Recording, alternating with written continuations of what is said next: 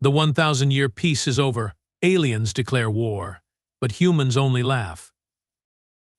The humans are laughing at us, Supreme Commander Zorthak reported Lieutenant Vex, her violet skin flushing a deeper shade of purple with embarrassment. They are actually laughing. Zorthak's 4 eyes blinked in rapid succession, a sign of extreme agitation among the Krexian species.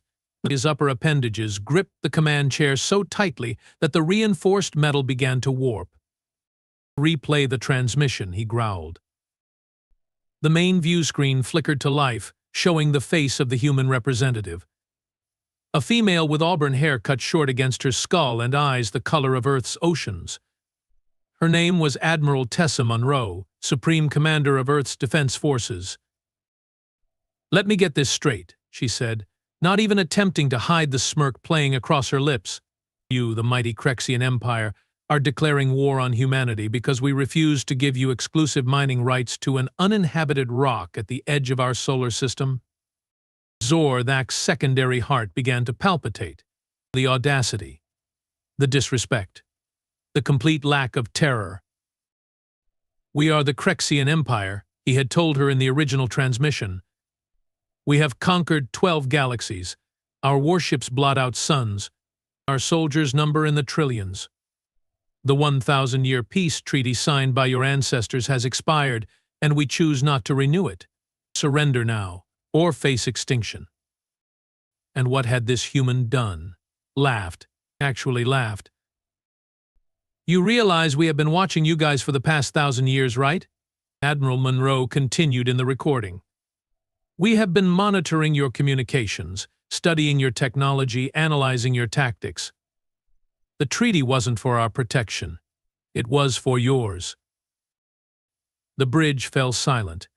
50 of the Empire's highest-ranking officers stared at their Supreme Commander, waiting for his reaction.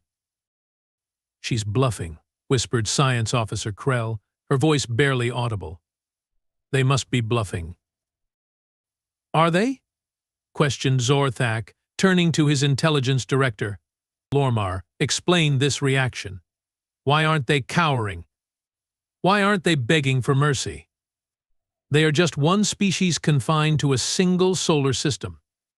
Director Lormar stepped forward, his exoskeleton clicking nervously. "Supreme Commander, our intelligence on humans is limited. The treaty prevented direct observation. We know they were primitive when we first encountered them. They had just achieved spaceflight. Their weapons were chemical-based. Their medicine still relied on cutting open bodies and stitching them back together." "And now?" demanded Zorthak. "We don't know," admitted Lormar. "The treaty kept us 5 light-years away from their system at all times. We have detected unusual energy readings over the centuries, but nothing conclusive. It's possible they have advanced."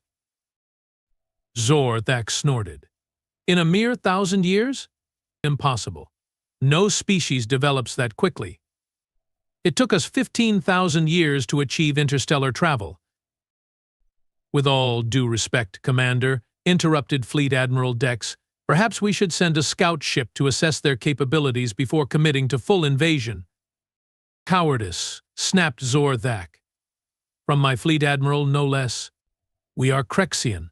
We do not scout. We do not assess. We conquer." "But Supreme Commander," persisted Dex, her facial tentacles writhing with concern, "if there's even a slight chance the human is telling the truth."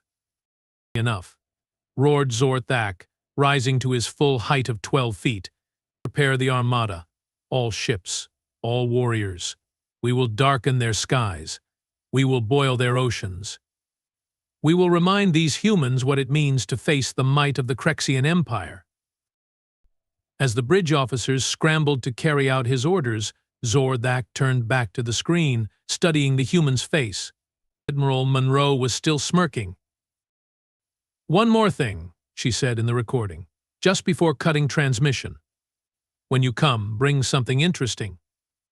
We have been stuck in this solar system for 1,000 years with nothing to do but prepare for your return. We are really looking forward to seeing what you have got." The transmission ended, and Zorthak felt a sensation he hadn't experienced in centuries. Was it doubt? He shook his massive head, dispelling the unwelcome feeling. Director Lormar, what is the human military capacity?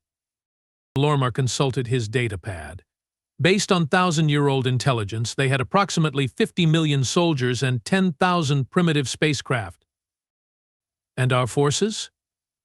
10 trillion warriors across the Empire, with 500 million currently deployed on our capital ships. The Armada consists of 100,000 warships, each capable of reducing a planet's surface to magma. Zorthak relaxed slightly. The numbers don't lie. Even if they have advanced, they can't have matched that kind of military might. There's something else, Supreme Commander, said Lormar hesitantly. He talked about the humans. Speak. In our initial assessments, we noted an unusual psychological trait.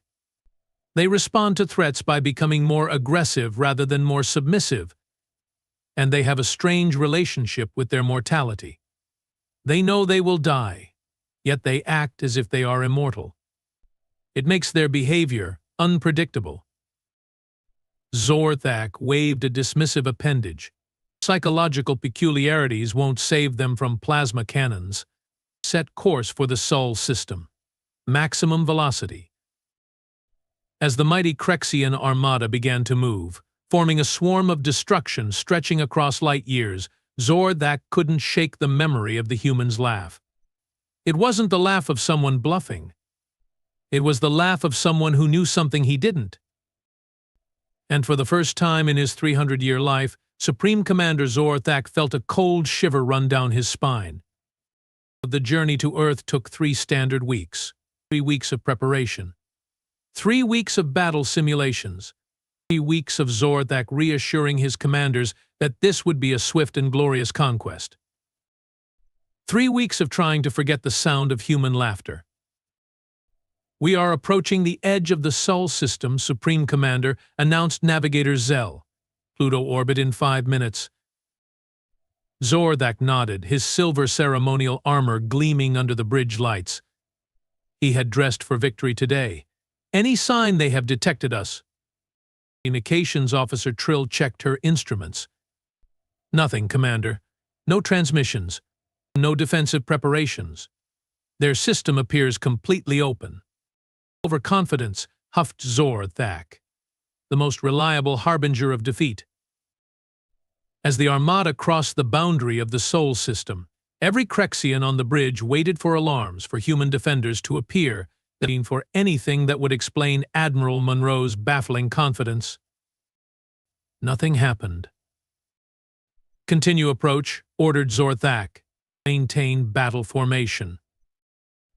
The Krexian warships moved deeper into the system, passing the ice giants Neptune and Uranus without incident. When they reached Saturn, Zorthak began to relax. Perhaps the humans really were bluffing. Perhaps they had simply gone insane during their 1,000 years of isolation. Supreme Commander, called Science Officer Krell suddenly. I'm detecting anomalous readings from Saturn's rings. Explain. The rings are moving, she said, confusion evident in her voice. Sections of them are changing position against orbital mechanics. Before Zorthak could respond, the tactical display erupted with warnings. The rings of Saturn were breaking apart, but not randomly. They were reforming, shifting, transforming. It's not ice, whispered Krell. The rings, they are not ice and rock. They are ships, finished Zorthak, watching in horror as millions know, billions of tiny craft emerged from their perfect hiding place. They had been disguised as part of Saturn's rings, indistinguishable from natural debris until they moved. Incoming transmission, announced Trill, her voice shaking. The view screen activated, showing Admiral Monroe again. She was standing on what appeared to be a bridge similar to their own, but sleeker, more advanced. Welcome to Sol, Commander Zorthak, she said cheerfully. I see you brought the whole family. How thoughtful. Zorthak struggled to maintain his composure. What is the meaning of this deception? Where did these ships come from? Deception? Monroe raised an eyebrow. No deception. Just preparation. As for the ships, we built them. All 10 billion of them. We had a lot of time on our hands, you know what, with the peace treaty and all. Impossible, roared Zor-Thak. No civilization could build so many vessels. Oh, that's right. You still build your ships by hand, don't you? How quaint. Monroe smiled. We automated that process about 800 years ago. These days, our fabricators can produce a fully functional warship every 1.3 seconds. They do the math. Zor-Thak turned to his tactical officer. Weapons status? All systems ready, Supreme Commander. Target their fleet and fire. Monroe sighed on the screen. Really? That's your move? All right then. The Krexian Armada unleashed its fury, 100,000 capital ships firing simultaneously at the swarm of human vessels. The vacuum of space lit up with energy weapons, a dazzling display of destructive power that would have annihilated any conventional force. But the human ships moved. They didn't just evade, they danced. They twisted and turned with impossible precision, some of them accelerating at speeds that should have liquefied any organic pilot. They are not manned, realized Krell. Those ships are autonomous. Correct again, said Monroe, still watching with apparent amusement. We call them the Swarm. Fully AI-controlled. They have been running combat simulations against Krexian tactics for about 900 years now. They are pretty good at it. Not a single human vessel had been hit. Not one. Our turn, said Monroe, her smile fading. Just a small demonstration. A group of human ships, perhaps 1,000 out of the billions, broke formation and accelerated toward the Krexian fleet. They were tiny compared to the massive Krexian warships, each no larger than a planetary shuttle. Defensive screens at maximum, ordered Zor-Thak. The human vessels didn't fire. Instead, they simply passed through the Krexian defense screens as if they weren't there. Then they made contact with the hulls of 20 Krexian ships and phased right through the solid metal. Seconds later, those 20 Krexian warships simply came apart at the molecular level, disintegrating into clouds of component atoms. The bridge of the Imperial flagship fell silent. These shift technology, explained Monroe casually, allows our ships to temporarily exist between states of matter. We figured it out while studying quantum mechanics. It's pretty useful. Hard to defend against something that can just ignore your defenses entirely. Zor-Thak had no words. This wasn't just advanced technology. This was magic. Witchcraft. Science that defied comprehension. So, continued Monroe, clapping her hands together. Here's my counteroffer. You take your fleet and go home. You renew the treaty, this time for 10,000 years. And we will pretend this little misunderstanding never happened. And if we refuse? Managed Zor-Thak, his voice barely a whisper. Admiral Monroe's face turned serious for the first time. Then we will finish our demonstration. And the Krexian Empire will need to find a new Supreme Commander. And about 100,000 new warships. Supreme Commander Zor-Thak had never retreated in his entire 300-year military career. The concept was so foreign to Krexian doctrine that their language lacked a proper word for it. The closest translation was strategic repositioning for future conquest, a phrase so rarely used that most officers didn't even know it existed.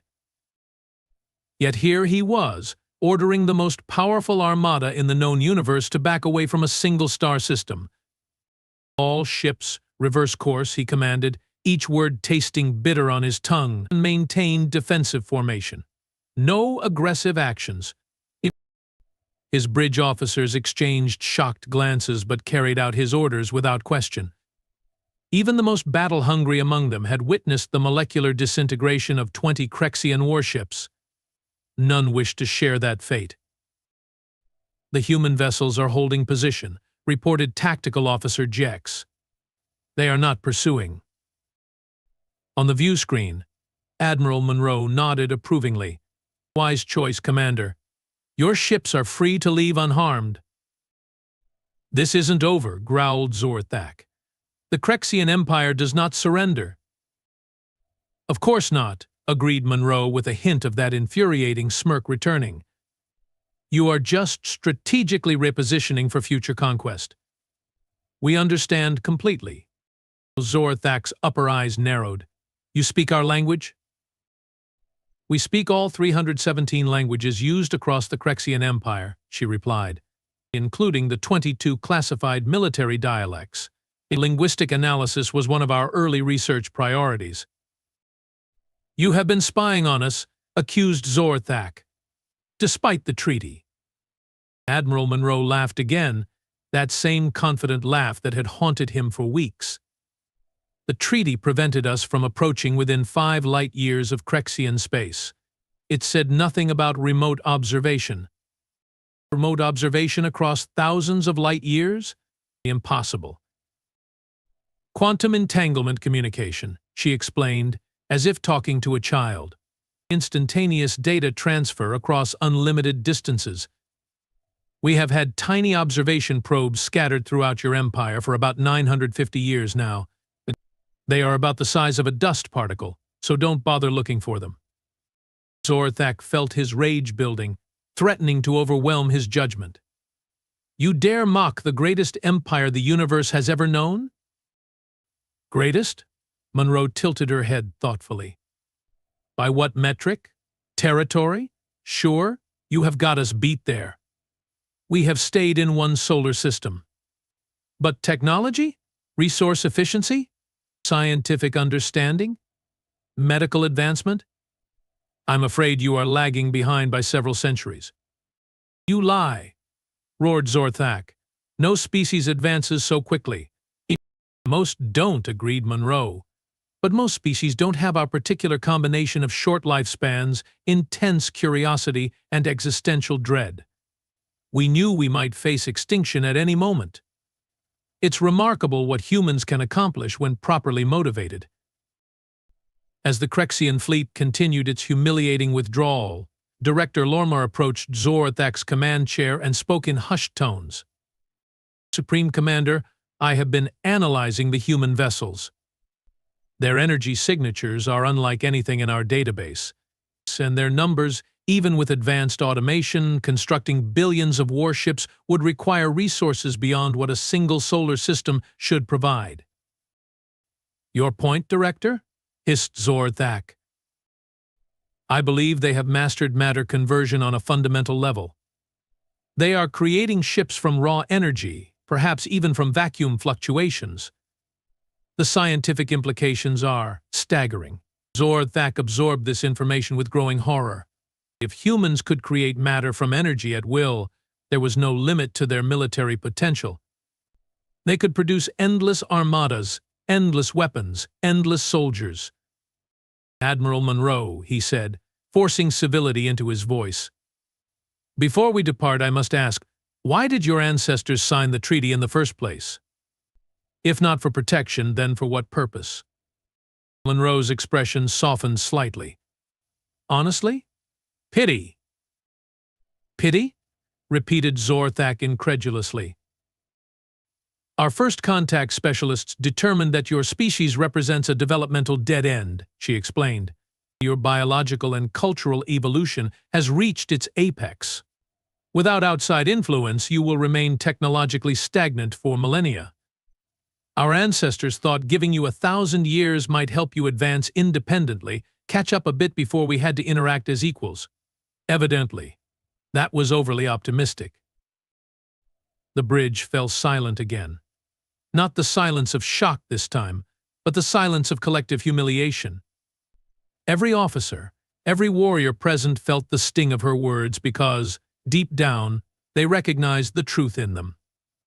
The Empire hadn't produced a significant technological advancement in generations.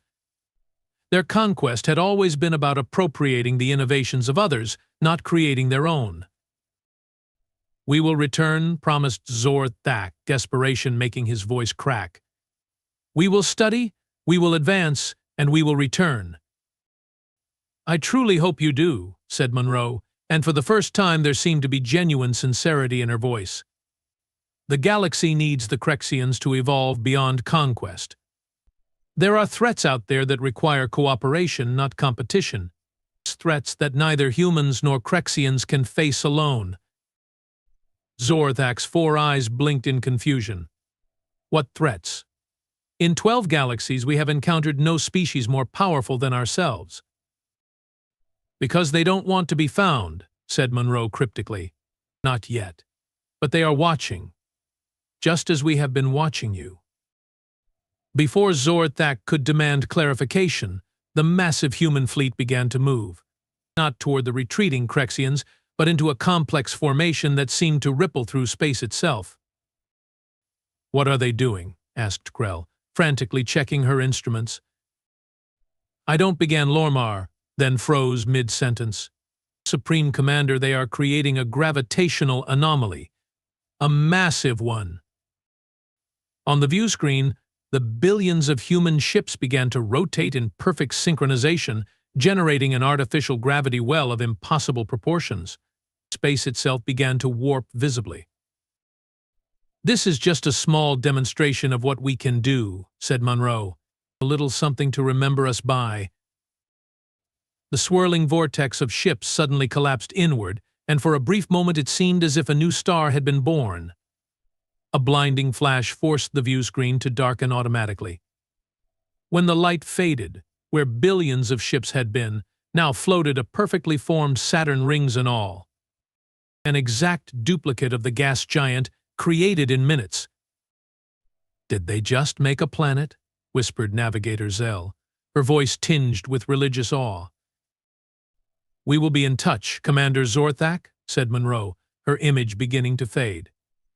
"When you are ready for a real conversation about the future.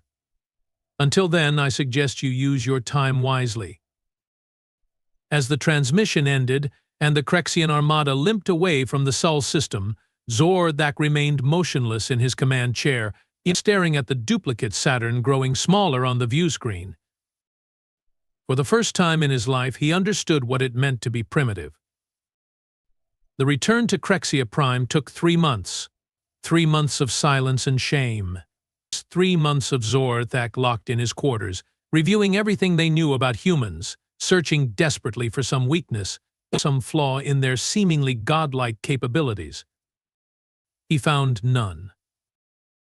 When the Armada finally reached the Crexian homeworld, Zor-Thak expected to be stripped of his rank, possibly even executed for his failure. The Crexian Empire did not tolerate defeat. But to his surprise, the High Council requested only a private audience, away from the prying eyes of the general population. "Tell us everything," commanded Arch-Councillor Vexmar, the oldest living Crexian and nominal head of the Empire. "Leave nothing out." Zor-Thak recounted the entire humiliating encounter. The humans' laughter, the hidden fleet, the phase shift technology, the matter creation, the duplicate Saturn. With each revelation, the council members' expressions grew more grave. "And these humans claim there are greater threats than themselves?" asked Councillor Drez when he had finished. "Yes, Councillor, though they provided no specifics." "A bluff, perhaps," suggested Councillor Krell, "a tactic to prevent us from focusing our efforts on defeating them." Zor-Thak shook his head. "I do not believe so. The human admiral had no reason to fabricate such a claim. They had already demonstrated their superiority." "Then what do you propose, Supreme Commander?" asked Vexmar, leaning forward. "What course of action serves the Empire best in this unprecedented situation?" Zor-Thak had spent 3 months considering this question. His answer would determine not just his fate, but potentially the fate of the entire Crexian species. "I propose we learn," he said simply. "Learn?" repeated Vexmar. "Elaborate." "The humans were right about us," admitted Zor-Thak, the words physically painful to speak. "We have become stagnant. complacent. For 10,000 years we have conquered rather than created, stolen technology rather than developing our own. It has left us vulnerable. Murmurs of outrage rippled through the council chamber, but Vexmar raised a gnarled hand for silence. Continue. I propose a fundamental restructuring of imperial priorities, said Zorthak. Less focus on military expansion, more on scientific advancement. We must close the technological gap between ourselves and the humans. You suggest we abandon conquest, growled Councillor Traz. The very foundation of our society? Not abandon, clarified Zorthak. Postpone. For a century, perhaps two. Dedicate those resources to research and development instead. And what of the humans in the meantime? Asked Vexmar. What if they choose to leave their solar system, to conquer as we have conquered? They won't, said Zorthak with certainty. If conquest were their ambition, they would have begun 1,000 years ago. They possess a different kind of power, one we don't yet understand. The council chambers fell silent as the assembled leaders contemplated his words. And finally, Vexmar spoke. There is wisdom in your proposal, Supreme Commander. Painful wisdom, but wisdom nonetheless. The ancient Crexians' 4 eyes fixed on Zorthak. But such a fundamental shift will face resistance.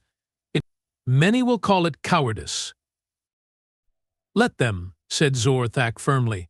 I have seen what awaits us if we continue on our current path. A war we cannot win. Extinction, perhaps. I would rather suffer accusations of cowardice than lead our species to annihilation. Vexmar nodded slowly. Very well. We will put it to a vote. But first, there is one more matter to address. He motioned to a guard who activated a communication panel. Bring in the visitor. The chamber doors slid open, and to Zorthak's astonishment, a human entered. Not Admiral Monroe, but a male, tall and lean, with dark skin and close-cropped hair. He wore no military uniform, only simple clothing in earth colors. This is Dr. Jackson Webb, introduced Vexmar. He arrived yesterday alone in a vessel no larger than a personal shuttle. How did he reach Crexia Prime? Demanded Zorthak. Our defenses were quite impressive, interrupted Dr. Webb pleasantly. I particularly liked the autonomous mines in the Cygnus approach. Very creative. Supreme Commander Zorthak, I presume? Continued Webb, approaching with an extended hand. After a moment of confusion, Zorthak reluctantly extended his own appendage, and the human clasped it briefly. Admiral Monroe sends her regards. Why are you here, human? Growled Zorthak. To offer assistance, replied Webb simply. And to deliver this. He handed Zorthak a small device, no larger than a Crexian data crystal. It pulsed with a soft blue light. What is it? The complete scientific and technological history of humanity, said Webb. Every discovery, every invention, every theoretical framework from the wheel to phase shift technology. Everything except weapons, of course. Those you will have to figure out yourselves if you are so inclined. Zorthak stared at the tiny device in disbelief. Why would you give us this? Webb smiled, and Zorthak was struck by how similar it was to Monroe's expression. Not quite a smirk, but close. The smile of a species utterly confident in its position. Because evolution requires competition, explained Webb. For the past 1,000 years, humans have had none. We have advanced quickly, yes, but without external pressure, without diverse perspectives. We have become inbred, intellectually speaking. You want us as competitors? Asked Zorthak skeptically. We want you as colleagues, corrected Webb. Partners in the greater project of galactic civilization. The threats Admiral Monroe mentioned? They are real. And they will require more than just human innovation to overcome. Vexmar leaned forward again. What threats, precisely? Webb's expression turned somber. There are spaces between galaxies where light behaves strangely, regions where the fundamental laws of physics flex. We have been studying them for centuries.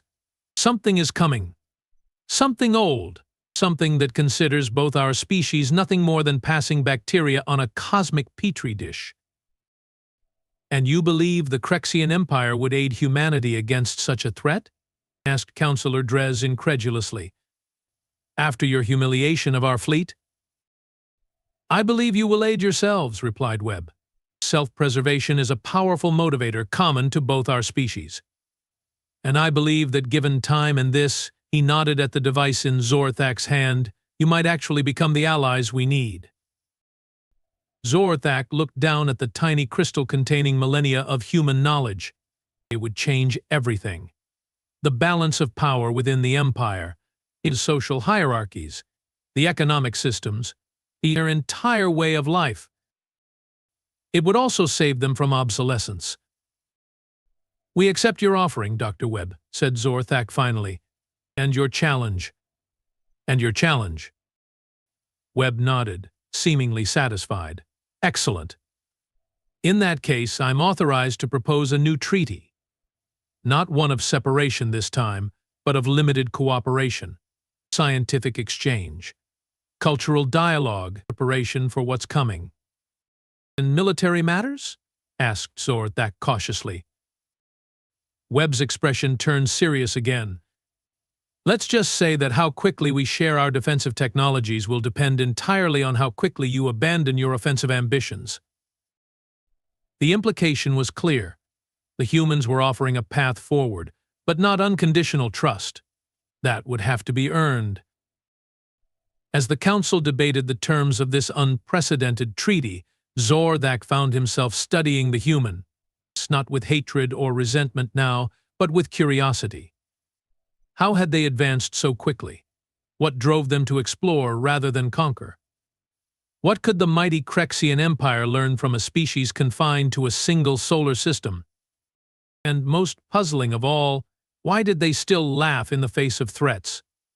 Even now, as Webb caught his gaze, there was that same hint of amusement, that same inexplicable confidence.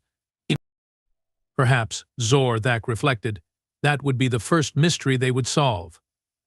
The peculiar psychology of a species that responded to declarations of war not with fear, not with anger, but with laughter. For the first time since his humiliating retreat from Earth, Zorthak felt something new stirring within him. Not thirst for vengeance, not shame, but something he hadn't experienced since his youth, when he'd first looked up at the stars and wondered what lay beyond. Curiosity. And as Dr. Webb began explaining his proposal for joint research initiatives, Zorthak found himself, against all odds, looking forward to the future. A future where perhaps the Crexian Empire might become something more than conquerors. Something worthy of standing alongside humanity when the real war began.